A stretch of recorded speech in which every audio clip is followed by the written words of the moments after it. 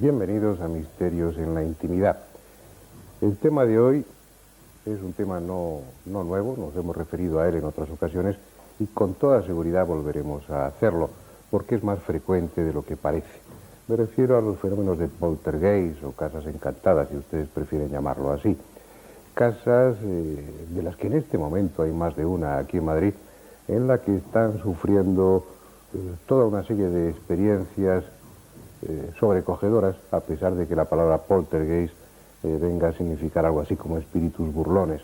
Realmente esas casas o esas familias que se ven visitadas por ese tipo de entidades, si es que es en definitiva esa la explicación, la realidad es que no lo viven como una broma, sino como algo mucho más terrible, mucho más siniestro y a veces doloroso, como veremos en algunas ocasiones.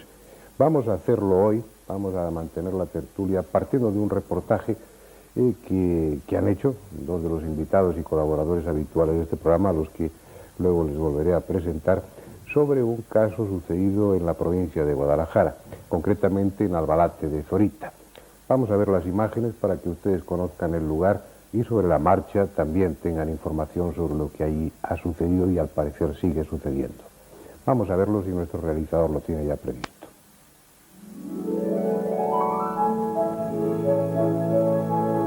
El pequeño pueblo de Albalate de Zorita, situado en el corazón de la provincia de Guadalajara, ve pasar los días sumido en la cotidiana tranquilidad de esta tierra alcarreña. La mayoría de sus habitantes realizan su labor diaria ajenos a lo que en los últimos meses viene sucediendo en uno de los lujosos chalés de las afueras.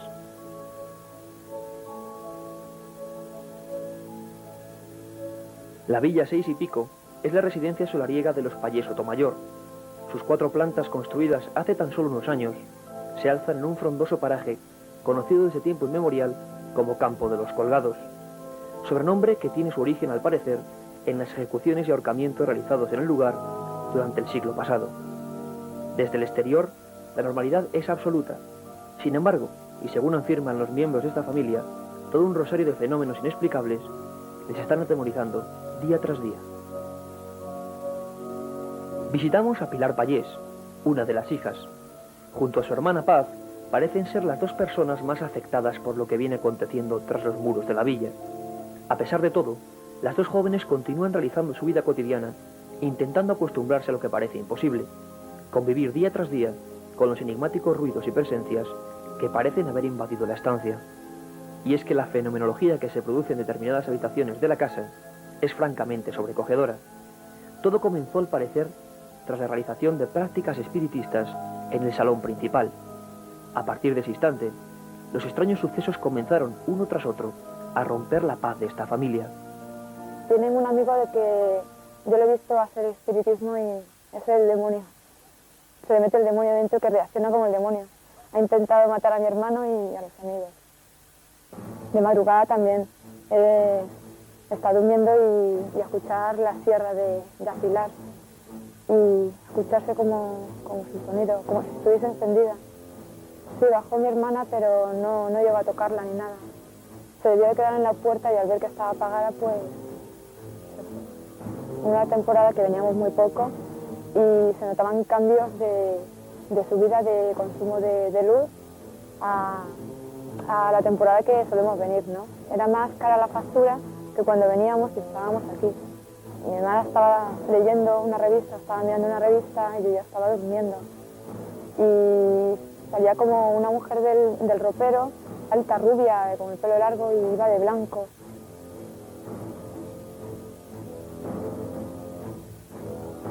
El salón principal era, para Pilar Pallés, el foco de donde surgían los inquietantes fenómenos. Varios miembros de la familia habían sido testigos del movimiento de objetos, ruidos sobrecogedores y otros sucesos de difícil explicación. En ese mismo salón, en esa misma mesa, donde se realizaron las sesiones de Ouija, nos comentaban lo que ella y sus familiares habían visto y oído en los últimos meses. Pilar, realmente en este salón comenzó todo. En esta misma mesa se empezó a hacer espiritismo y a partir de ahí surgieron todos los fenómenos. Cuéntanos un poco qué ocurrió a partir de aquellos días. Pues todo empezó porque mi hermano y los amigos se juntaban aquí a hacer espiritismo. Se juntaban para asustar a las chicas, a las amigas con las que se iban, y a raíz de eso se empezaron a escuchar ruidos y a pasar cosas raras. ¿Qué es lo que hacían? ¿Qué tipo de experiencias hacían? ¿Qué es lo que... Aquí hacían la ouija, siempre han hecho la ouija. Incluso las sillas se han oído rozando por el suelo. Sí, sí, rozando con el suelo. También ocurría algo en las puertas, al parecer Sí, en las sois varios puertas, testigos. se escuchan arriba las puertas, moverse las puertas y vamos, y las luces y eso hemos visto encendidas y llegar aquí y estar apagadas. Habéis llegado a ver esto iluminado sin que haya nadie, estando lógicamente todo apagado, teniendo que estar apagado. No, pensando que estaba aquí mi hermano y llegar aquí y estar todo apagado cuando lo hemos visto encendido. Incluso también se han llegado a hacer experiencias psicofónicas. ¿Se grabaron voces? ¿Se llegaron a oírse voces extrañas? Sí, se escuchaban hablar, se escuchaban risas, se escuchaban cadenas arrastrarse y una moto. Y vamos, esa cinta desapareció, no se sabe dónde está. ¿Eran voces claras? ¿Eran voces que se dirigían a alguien? No, eran voces muy... no se escuchaban, no se entendía nada. No muy lejos de Villa 6 y Pico se encuentran las derruidas paredes de una antigua mansión. Fue abandonada repentinamente, sin que nadie en la región sepa por qué se tomó tal decisión.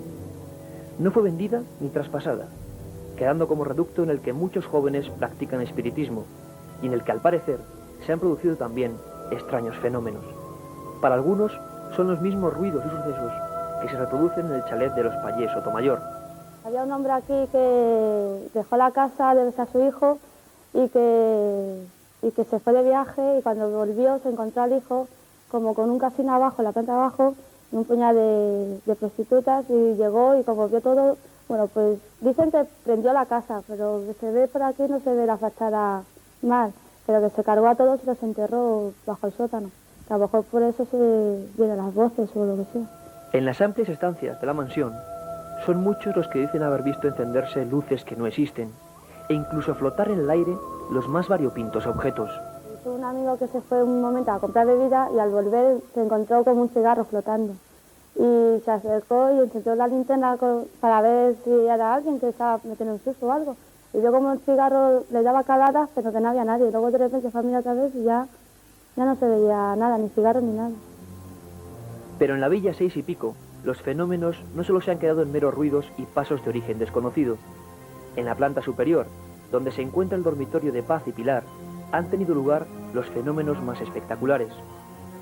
De un armario ropero surgió hace unas fechas una siniestra figura femenina que llegó a balanzarse sobre la cama en la que descansaba Paz Pallés.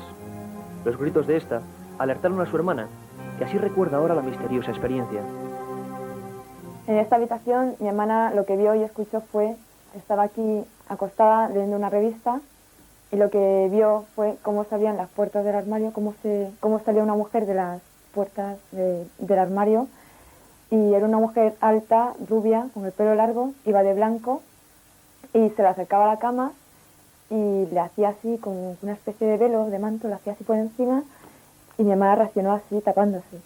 Y claro, me empezó a llamar, pero yo como estaba durmiendo pues no le tomé mucha importancia. No solo los Pallés han vivido desconcertantes fenómenos en la Villa 6 y Pico. Personas cercanas a la familia, que casualmente han pasado la noche en el lugar, afirman haber oído la extraña voz de una mujer por los pasillos e incluso haber presenciado enigmáticas siluetas y luces en el interior de los dormitorios. Esther López es una joven vecina que desde hace meses ya no quiere volver a dormir en la vivienda. Pues estaba yo durmiendo y de repente noté como si mis oídos oyeran otro ruido, como si el motor de un avión se me metía por los oídos, que oía como una mujer hablando. No sé lo que me decía porque no lo entendí bien, pero era la voz de una mujer. Y yo empecé a decir, vete, vete, pero por dentro. Y la cama me temblaba, bueno, yo no sé si era del miedo. Y yo intentaba llamar a Maripaz y no me salía la voz. Ahí 2 o 3 veces intenté llamarla, pero hasta que ya conseguí llamarla y ya se despertó para que encendiera la luz. Y la puerta estaba así medio cerrada y vio como un resplandor ahí de luz, pero que no alumbraba el suelo, como si fuese una luz, pero que no se veía resplandor en el suelo. Y entonces encendió ya la luz y se lo conté, le comenté lo que me pasaba y la dejé que durmiera conmigo. Pero que era, abrí los ojos y veía como sombras. Y ruido un poquillo así como por las escaleras, como si bajara gente, pero y un velo como si me pasara por encima, según estaba yo tumbada, como si me pasara algo por encima.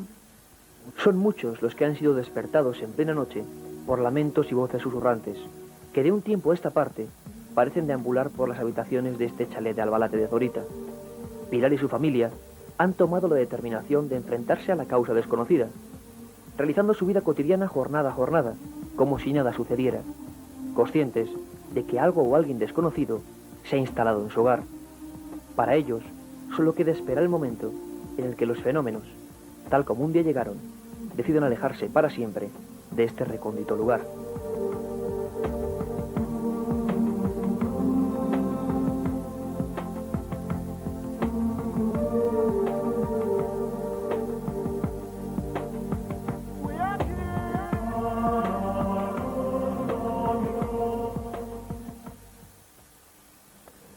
Bueno, en síntesis, estos son los hechos recogidos a través del reportaje. Un reportaje yo creo que bastante completo y bastante bien hecho. No lo había visto hasta este momento y la verdad es que me ha gustado. Lo hacéis muy bien, ¿eh? Bueno, los invitados en esta tertulia de hoy son Lorenzo Fernández, a quien ya conocen ustedes sobradamente, que es uno de los responsables de la investigación y de ese reportaje.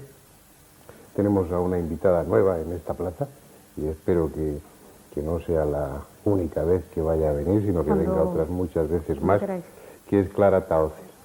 Clara Tahoces investiga estos temas desde hace mucho tiempo, a pesar de ser tan joven. Su especialidad es la grafopsicología, pero bueno, entre los otros temas que la apasionan y que la han llevado a investigar y a moverse mucho está precisamente el de los poltergeists y las casas encantadas. ¿Por qué te gustan? Pues quizás porque dentro de los poltergeists se pueden observar muchos fenómenos que a lo mejor por separado te cuesta más trabajo ver. Quizás por eso. Bien. Luego hablaremos con más detenimiento de tus motivaciones, ¿eh? El otro invitado pues es Iker Jiménez, cuya varonil voz han escuchado de fondo en el reportaje. Iker, ¿qué impresiones tienes después de la visita a ese lugar y de la investigación que Lorenzo y tú habéis hecho? Pues era un caso realmente curioso y nos enteramos en unas horas, fue algo muy de actualidad, está ocurriendo ahora mismo, que es lo interesante de estos casos, que casi siempre llegas y nunca se vuelven a reproducir los fenómenos. Pero así en síntesis me pareció una cosa bastante interesante porque me sorprendió en parte la frialdad con la que esta hermana, otros miembros de la familia, nos aseguraban lo que estaba ocurriendo, es decir, no tenían ningún miedo a ser grabados y no creo que por un sentido de publicitarse, ni mucho menos, sino porque estaban absolutamente seguros de lo que ocurría. Y como tú has comprobado, Fernando, los fenómenos son muy variados y no solo hablaríamos de poltergeist, movimiento de objetos, sino apariciones en el mismo lugar. Un caso completito, digamos. Bueno, vamos a empezar a conversar. Yo advierto a Clara que esto es una tertulia, pretendemos que sea desinhibida. A veces nos insultamos, pero de una forma no excesivamente violenta. Y en general tratamos de que esto sea ilustrador para nuestros espectadores y al mismo tiempo divertido para los que estamos participando aquí. Venga, sin más preámbulos, cuéntame, ¿qué opinión te merece? ¿Este caso lo conocías o no? No. ¿Qué opinión te ha merecido a través del reportaje? ¿Qué te llama la atención? Pues bueno, de entrada felicitaros por el reportaje, que está bastante bien. Y bueno, pues veo que es un caso con una fenomenología muy variada, ¿no? Por lo que hemos podido escuchar. Y parece que hay unos componentes que pudieran también indicar cierta sugestionabilidad por parte de los testigos. Pero claro, luego hay una serie de fenómenos que quizás hayan desencadenado esa sugestionabilidad. Eso es lo que habría que ver, porque quizás en el tema de los poltergeists lo que se produce muchas veces es un fenómeno real, físico, y de ahí ya se desencadena un mare magnum que ya no se sabe bien si es parte sugestión o parte realidad, ¿no? Bueno, vamos a ver, Lorenzo. Primero, ¿por qué no se oye tu voz y no sales tú en imagen? ¿Por qué Iker se ha dedicado a chupar cámara, como se dice en este cuenta la medio? verdad, Lorenzo, cuenta la verdad. Mi voz no es tan varonil como la de Iker, entonces tenía que... No, hasta su cuenta la verdad, hombre. No, es cierto, es cierto. No, es que quería chupar cámara, decía, yo quiero saber más que tú y... Lo comprendo. Hay que decir que a partir de ahora saldremos los dos constantemente, fue la primera prueba. No, juntos los dos al mismo tiempo y como si fuerais el dúo dinámico o alguna cosa de esas. Nuestro sino. Bueno. El gordo y el flaco. Oye, Lorenzo y bueno, y todos, y ya sabéis que no me apetece andar haciendo preguntas, sino que habléis entre vosotros también. A mí hay un aspecto que me parece destacable, entre otros muchos, y que es casi una norma, es algo, si no habitual, al menos muy frecuente en casos de poltergeist. Y es que estos comienzan a partir de celebrarse en ese lugar sesiones de Ouija, que es algo muy común, es algo muy frecuente, que muchos chavales hacen como un juego, pero que al parecer es algo más que un juego. Abre una especie de puerta, o vaya usted a saber qué, o fomenta la capacidad de sugestionarse o de producir fenómenos paranormales por los que están allí. Bueno, yo preguntaría, pues a ti mismo, como Iker no te dejaba hablar en el reportaje, quítate ahora, y cuéntanos, ¿qué opinas tú? ¿Qué es lo que pasa? ¿Por qué la Ouija o prácticas de ese tipo son el prólogo para que sucedan fenómenos de este tipo? Pues porque quizás no hay la información suficiente para advertir a la gente de que esto no es un juego, esto carrea un peligro, y si se hace, cosa que tanto Iker como yo siempre hemos recomendado, que no se debe de hacer, porque en principio ya no hay expertos, aquí simplemente hay curiosos que se dedican a investigar este fenómeno, investigarlo, pero no a jugar. Yo creo que ahí está el peligro, y lo que hay que informar es que no es un juego que puede ejercer un peligro que puede llevar a estas consecuencias. Pero en este caso en particular, quizás, aunque la Ouija sea el posible desencadenante, yo me atrevería a decir que también hay otros dos posibles sucesos. Por ejemplo, las chicas estas tenían un amigo que murió, tuvo un accidente de moto y murió. Y de hecho, las psicofonías que se grabaron, aparece un sonido de moto que, según dicen ellas, en ningún momento se oye en el exterior de la casa. Otro posible desencadenante es la historia de la propia casa.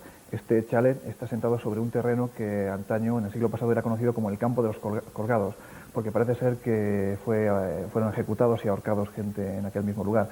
Y luego ya, pues, el hecho en sí de la Ouija, el hacer espiritismo de una manera descontrolada a modo de juego, que si realmente se desencadena algo, al desencadenarlo, si se hace como un juego, no se puede controlar y quizás genera eso. Es lo que yo pregunto, el que la Ouija se considera un juego o no, pues bueno, en este caso es lo de menos. Yo he estado practicando la Ouija unos 12 años seguidos con una gran asiduidad mientras lo investigaba, y sí, se produjeron fenómenos de poltergeist en casa al cabo de los años, pero no pasó nada, no se me apareció un diablo con cuernos ni nada de eso.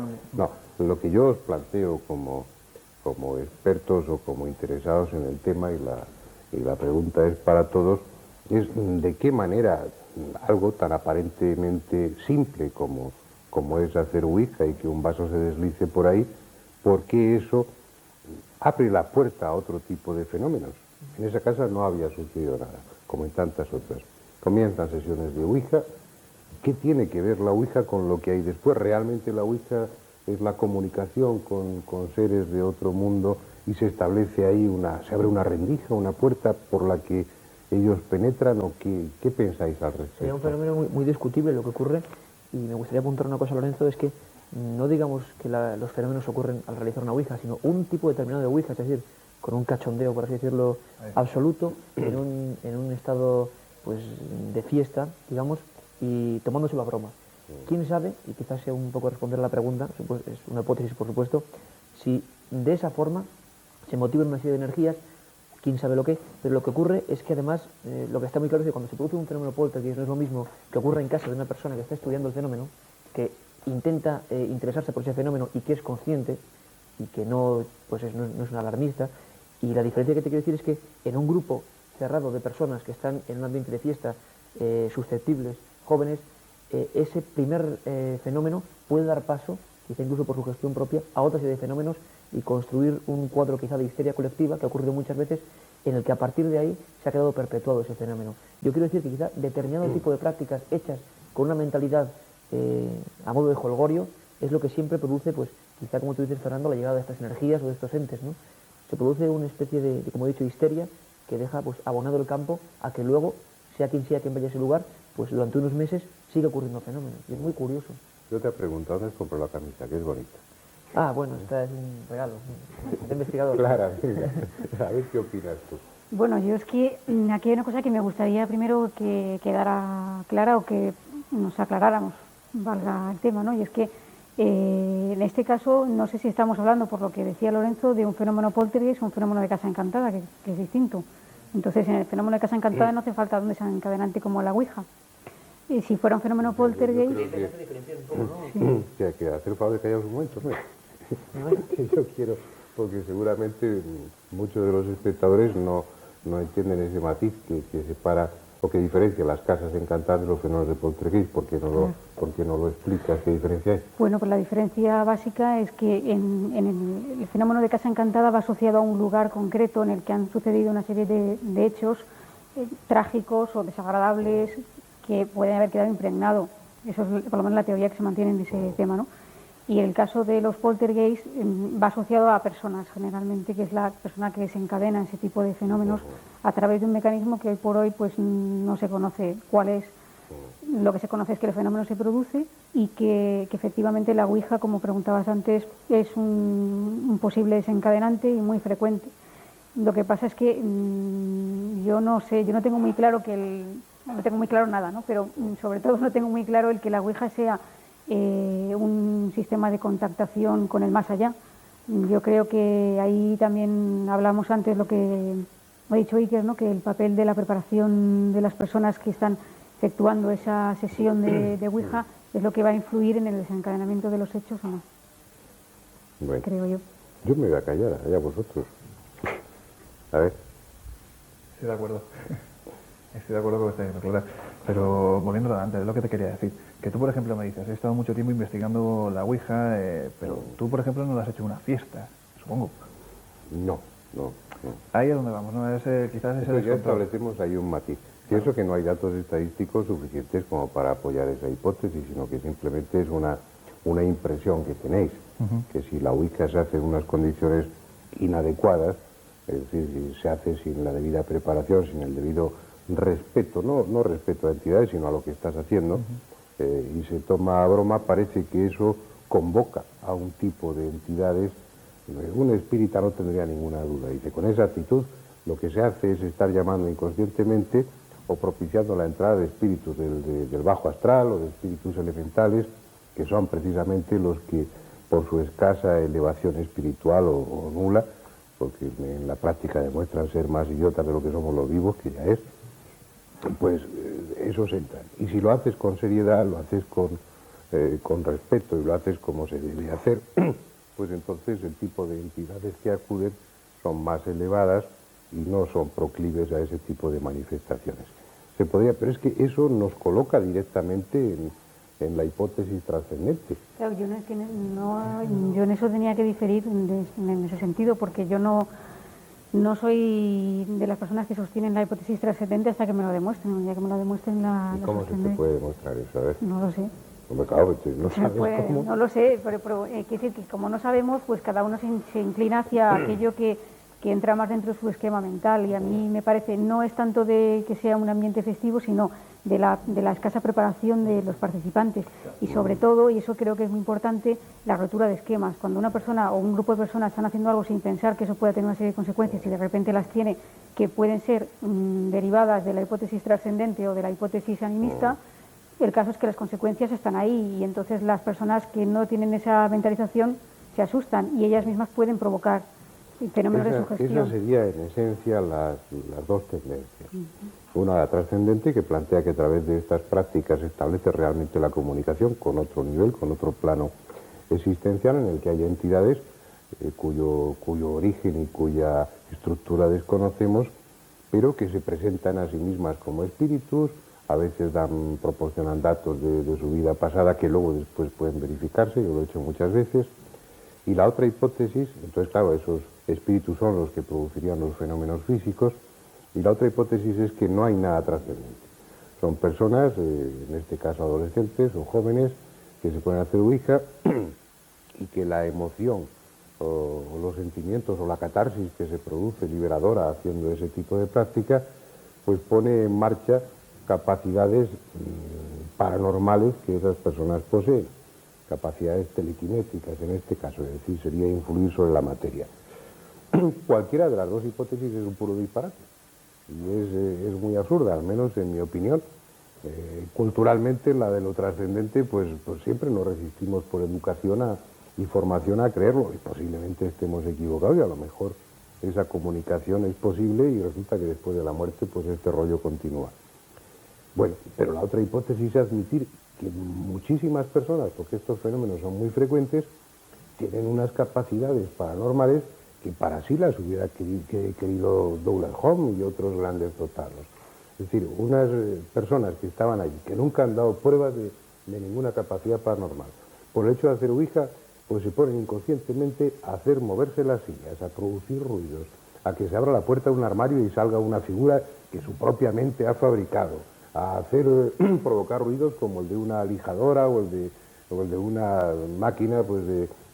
Bueno, eso implica que todos somos una especie de Superman en potencia, ¿no? Yo creo, Fernando, si es esa la realidad, pues vamos a hacer todo su hija para así dar salida a esos tremendos poderes, ¿no? Tampoco eso, Fernando. Piensa que, bueno, tú también, bueno, sabes de eso más que yo, que son muchos los fenómenos poltergeist en los que no se ha utilizado ninguna ouija, que se han desencadenado y que por lo general se tiende a pensar como primera hipótesis, que la persona que desarrolla, que siempre dentro de ese fenómeno hay alguien dentro de esa casa que desarrolla ese misterio, ese fenómeno. La hipótesis que, bueno, que mantuvieron muchos, entre otros Hans Bender y otros parapsicólogos ortodoxos, y que atribuían esos fenómenos, como sugería Clara, pues a la capacidad inconsciente de alguna de las personas que viven en la casa, sin necesidad de ouija, generalmente una persona joven, sometida a tensiones internas, pues con problemas de angustia, con problemas de inadaptación, con problemas hormonales, con problemas de algún tipo, como una especie de batería que se sobrecarga y que luego empieza, pues una psicorragia, empieza a lanzar energía psíquica inconscientemente que provoca esos fenómenos. Esa hipótesis, como entra dentro de lo racional, pues ha sido muy admitida y muy considerada, pero la verdad es que en otros muchos casos ni adolescentes ni historias. A lo mejor es una septuagenaria la que está sirviendo como canal.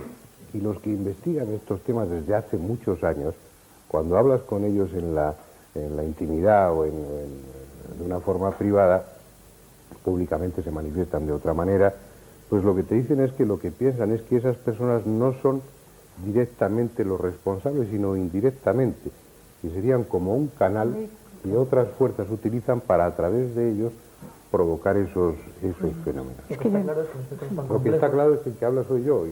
Lo que está claro, Fernando, si me permites, es que hay una serie de fenómenos muy completos en este caso, no es solo movimiento de objetos, es apariciones, y lo que muchas veces confluye en estas historias, tan completas al parecer, son varios factores. Primero, el de esas sesiones de ouija realizadas pues, de una u otra manera.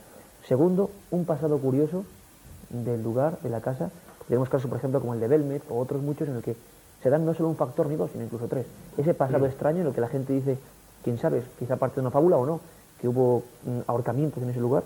Comprobamos que al parecer eso decían las gentes del pueblo. Y otro factor importante, que es la receptividad de una persona. Yo comprobé, por ejemplo, que la principal implicada en este caso de Guadalajara, como muchas veces, es una persona joven y también interesada de algún modo en estos temas. Era Paz Payés, la chica que había visto la figura, y ya tenía una serie de inquietudes, ¿no? No quiere decir nada, ni que se invente ni mucho menos, pero hay una serie de factores. Unas personas interesadas y en una edad crítica, digamos, donde al parecer muchos dicen que se pueden producir estos fenómenos de poltergeist, y luego ese pasado extraño que da lugar a otras hipótesis extrañas, ¿no? de ese lugar que queda infestado, quién sabe lo que. Y la siguiente cuestión es esa práctica de ouija. Quizá quiero decir con esto que todo ese conglomerado, pues quizá la siguiente ouija es lo que hace estallarlo, es decir, es una especie de bomba concentrada que por una u otra salida acaba activándose y programando todos los fenómenos que hay.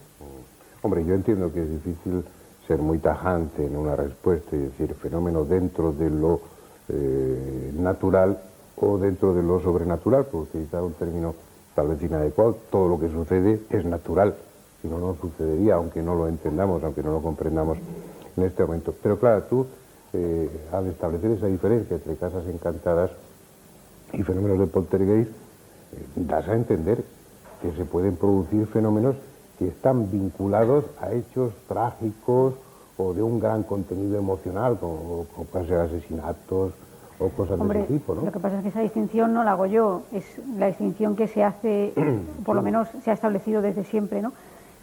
Aunque yo no tengo muy claro nada, es decir, me inclino ¿Pero por... tú crees que tenemos claro algunos de los que estamos aquí? Me imagino que no, no tenemos nada y nunca lo pues tendremos, compartiendo claro. con nuestros telespectadores nuestras dudas, así que... Por eso, mis dudas tranquilamente. son precisamente que si en el caso de, por ejemplo, los fenómenos que tienen relación con el lugar, existe alguna vinculación, alguna energía extraña que provoca las apariciones o serie de fenómenos, ¿no?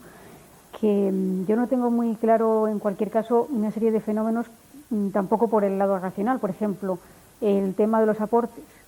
Yo, particularmente, no me lo puedo explicar cómo la mente humana puede hacer que ahora aparezca aquí en este plato un reloj del siglo XVII. Yo, en un plano general, por si acaso. o sea, hay una serie de fenómenos que se dan dentro del contexto, vamos a llamarlo, pues, poltergeist, ¿no? Que puede ser el aporte. Yo el aporte no me lo explico dentro de la lógica de la hipótesis animista, ¿no? Al igual que otras cosas, pues también me puede parecer en un momento determinado exagerado el que todo se quiera vincular al diablo, porque siempre se le ha querido echar la culpa de todo. El pobre diablo. Sí, que seguramente si nos está viendo se estará riendo, ¿no? Por ahí yo es que no sé, a lo mejor quizás una hipótesis mixta podría tener más peso. No lo sé. No sé, no sabemos. Hay otro detalle que también, bueno, muchos de esos detalles que aparecen en el reportaje son comunes en los fenómenos de poltergeist, como son pues las alteraciones en el tendido eléctrico, el excesivo consumo o que se enciendan o apaguen las luces, trastornos de tipo electromagnético que también afectan a los teléfonos con frecuencia, el desplazarse sillas, los ruidos, pero hay sin embargo también un caso de fantasmogénesis dentro del reportaje que habéis hecho, dentro de esa casa de Albalate de Zorita. Una mujer que sale de un armario. ¿Qué detalles, aparte de los que habéis recogido en el reportaje, os han proporcionado? ¿Quién fue la testigo de eso? ¿La chiquita que aparecía en el reportaje? Era su hermana. Su hermana. Ella había visto en otras ocasiones sombras extrañas, poco definidas, y era realmente su hermana, que no nos pudo acompañar en esta ocasión, la que desde su cama pues observó la salida de este ser del armario.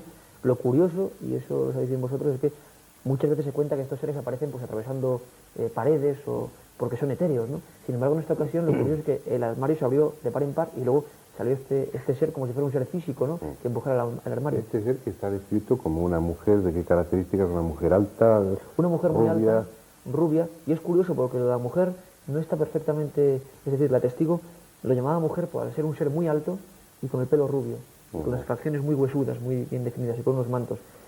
Por cierto, testimonio que no difiere mucho de aquellos que hablan de visitantes de dormitorio o incluso de contactos con supuestos seres de otro mundo, que siempre muchas corrientes ufológicas los han determinado así, seres altos, rubios, con aspecto casi femenino. ¿Y qué hizo esa entidad, esa figura? Que pues salió del armario y qué más? Abrió el armario, o el armario se abrió directamente, salió ya por la rendija y se situó frente a la cama, y la actitud, no sé si es muy común, se abalanzó sobre la mujer, sobre Paz Pallés, en una actitud quizá un poco agresiva, y la túnica que ella llevaba en los brazos intentó pasársela por encima, un poco intentar recogerla o abrazarla, una cosa muy, muy curiosa, porque instantáneamente después desapareció. Y eso quizá los físicos, incluso algunos psiquiatras, hablan de visiones hipnopómpicas, ¿no? Hipnagógicas, que intentan relacionar estos sucesos con visiones en un estado alterado del sueño. No pero vamos, parece bastante rotundo lo del armario, al menos. Un estado crepuscular que precede inmediatamente al sueño o que sigue inmediatamente al despertar, si este se produce de una forma natural y no. Hay que decir, no por Fernando, que la mujer no estaba dormida, o sea, el Paz Pallés estaba leyendo perfectamente. O sea, tenía la luz encendida. Sí, con luz encendida. Bueno, y no tiene nada que ver entonces con el de la moto, con ese muchacho que murió trágicamente, y parece que tampoco tiene que ver con la siniestra imagen de un ahorcado, que se llamaba el campo de los ahorcados o algo parecido. ¿Quién podría ser esa? No lo sé. Esta no la identificó con nadie. Esa fue la conocido. pregunta que le hicimos, que si la identificaba con alguna persona, algún familiar o algún amigo. Nada, incluso además, fíjate qué detalle que ya, como dice Iker, identificaron en ese ser una mujer, pues por los rasgos, por las formas del cuerpo, pero en realidad jamás le llegaron a ver ojos, nariz, boca, o sea, era una forma, una sombra blanca que se acercaba y que no llegaron a identificar si realmente era algún familiar, simplemente pues se acercó a la chica esta y como apareció, desapareció. Yo sugiero ir buscando documentación de esas figuras, de esas damas blancas, de esas mujeres que son, aparentemente mujeres que son bastante frecuentes ya, casos de ese tipo, ¿no? Además, se me acaba de ocurrir y dedicamos un debate, una tertulia a ese tema. Un pequeño éxito podría decir que no muy lejos de allí, en una zona, en un pueblo llamado Santiuste, Lorenzo y yo tuvimos la ocasión de ir persiguiendo precisamente una de estas damas blancas que había causado el pavor durante pues casi 20 años en una pequeña población muy cercana, al lado de un castillo. Toda la gente del pueblo parecía conocer la historia, pero no una historia medieval, sino de hace unos años, en la que una figura se aparecía, deambulaba, y era una mujer rubia con unas capas muy semejantes a la que hablaba esta mujer, de un chalet pues a unos 30 o 40 kilómetros, ¿no? ¿Y la cogisteis o no? No. No, cogimos al diablo. O lo intentamos, por lo menos. Bueno, ya no nos contaréis Aquí eso. en, Oye, Clara, cuéntanos en cosas, pleno venga. centro de Madrid tenemos un caso de aparición de mujer, también de blanco, en el famoso caso de la Casa de las Siete Chimeneas, que dicen que aparece por el tejado, ¿no? Ha desaparecido ya la Casa de las Chimeneas, ¿no? Ahora está, me parece que está en el Ministerio de Cultura, ¿eh? O sea, es la sede del Ministerio de Cultura, ¿no? Ya no se puede hacer, me imagino, un tipo de investigación profunda, ¿no? Porque ya antes fue, posteriormente o sea, anteriormente esto fue un banco, ¿no? Ha sido un banco, pero allí sí se reportan casos y testimonios desde hace un montón de años. Bueno, tú eres una enfebrecida seguidora de los casos de fantasmas y poltergeist y demás, ¿eh? Es un poco morbosilla, ¿no? Cuéntanos. No vamos a decir el apodo que tengo. Respeto hacia los televidentes. Bueno, es un apodo, bueno, una pequeña... Un apodo. Bueno, cuéntanos casos que tú hayas conocido que puedan, no sé, ilustrar o acompañar a este caso de hoy. Pues quizás en un caso que no lo he llegado nunca a divulgar porque las personas los testigos no han querido nunca, se traba precisamente, es una mezcla entre lo que hablábamos, un lugar con un pasado, por lo menos con una cierta vinculación hacia el mundo de los muertos, y por otra parte una sede de un centro oficial del Estado, ¿no? Por esas circunstancias por lo que esas personas no han querido divulgarlo, ¿no? Pero se trata de un lugar de trabajo, o sea, realmente no ha habido, no es una casa, aquí en Madrid, en el centro de Madrid, muy cerca de esa famosa Casa de las Siete Chimeneas, y allí pues la historia comienza porque esas personas que trabajan en ese centro un día, pues haciendo una especie de reformas, encuentran una serie de esqueletos, de huesos, que pertenecían, como posteriormente descubrieron, a una iglesia que estaba pegada a ese centro, ¿no?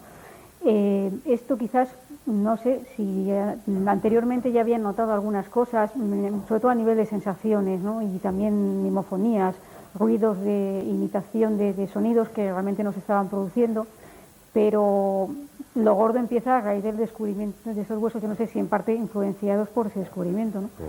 Y luego achacaban todo también a una compañera de trabajo, decían que era un poco la culpable porque esa compañera pues la despidieron por una serie de irregularidades y ellas estaban convencidas de que ahí la compañera de trabajo tenía algo que ver, ya entrando también, entroncando un poco la mezcla que se suele hacer generalmente por las personas que no tienen un conocimiento muy desarrollado de esos temas, ¿no? Que mezclan desde magia negra con espiritismo, con ouija, con el diablo, con todo, ¿no?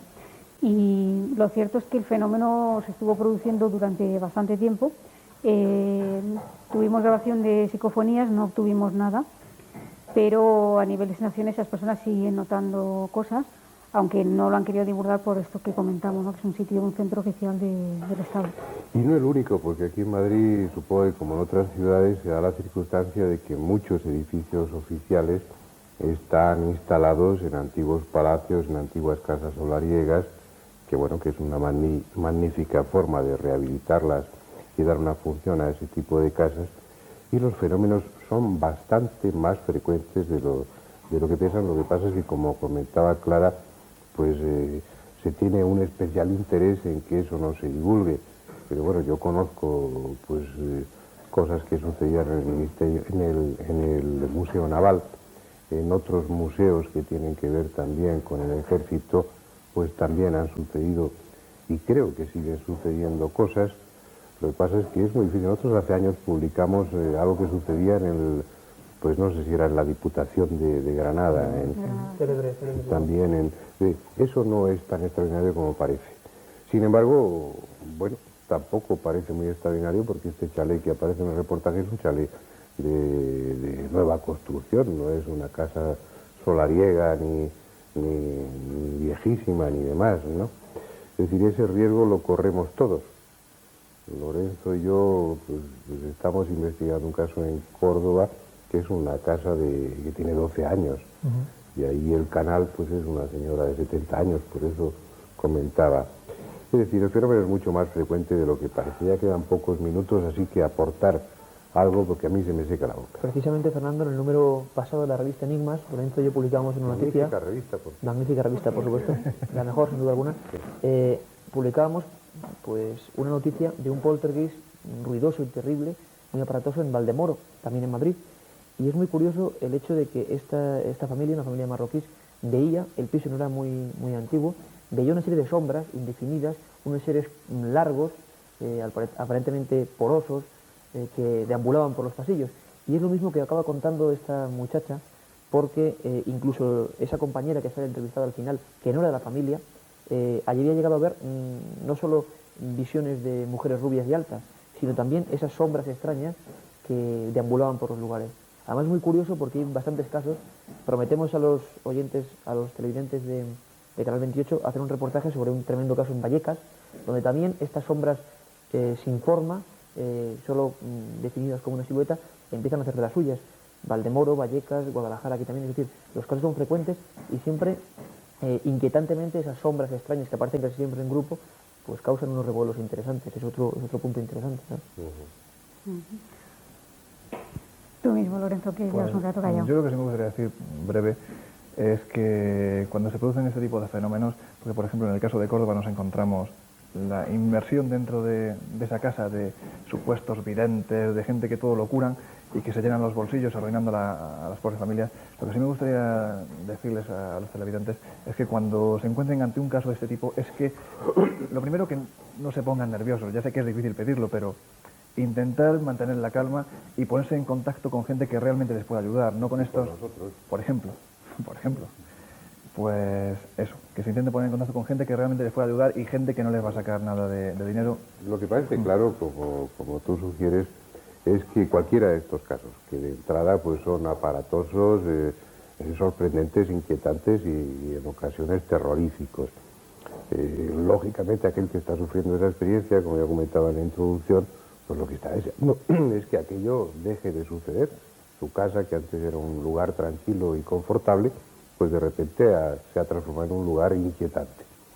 Bueno, el consejo es pues guardar la calma, como decía Lorenzo, y luego el paso siguiente es encontrar a alguien que investigue el fenómeno para poder saber, si no exactamente cuál es la causa, al menos en qué línea se mueve. Hay ocasiones en las que, como se sugería antes, parece muy claro que se trata de una persona de la casa que es la inductora inconsciente o el canal de ese suceso. Pero antes de saber qué hacer, primero hay que saber a lo que uno se enfrenta. Por eso interesa que antes de ponerse en manos de gente pues que limpia la casa con inciensos extraños o de aficionados que exorcizan o todo ese tipo de cosas, primero que se haga una investigación por parte no de quien entiende, porque de esto no entendemos nadie, sino de quienes ya tienen una experiencia y se toman el tema con tranquilidad, y luego después, cuando se sepa o por lo menos se intuya por dónde van los tiros, por decirlo así, aplicar el remedio que pueda resultar más conveniente. A veces es efectivo. En otras ocasiones les confieso que a pesar de la presencia de los investigadores y de las diferentes maniobras a las que se ha recurrido para terminar con el fenómeno, ha habido ocasiones en las que ha seguido y se ha prolongado durante años, hasta que fuese quien fuese el responsable de ese tipo de fenómenos, pues se cansó o desapareció de ese lugar. Bueno, vamos a dejar el tema aquí, es un tema atractivo. Yo acusaba a Clara de morbosa, pero en realidad yo lo soy más que ella y pienso que Iker y Lorenzo también de estos temas nos atraen especialmente, así que volveremos a ellos de vez en cuando y supongo que la semana que viene pues será otro tema distinto para ir variando, pero en cualquier caso les espero aquí a ustedes para que compartan con nosotros esta tertulia, y que bueno, que cuando menos pues pretende entretenerles y de paso les proporciona alguna información sobre estos temas tan extraños y tan controvertidos, pues mejor. Hasta la próxima semana.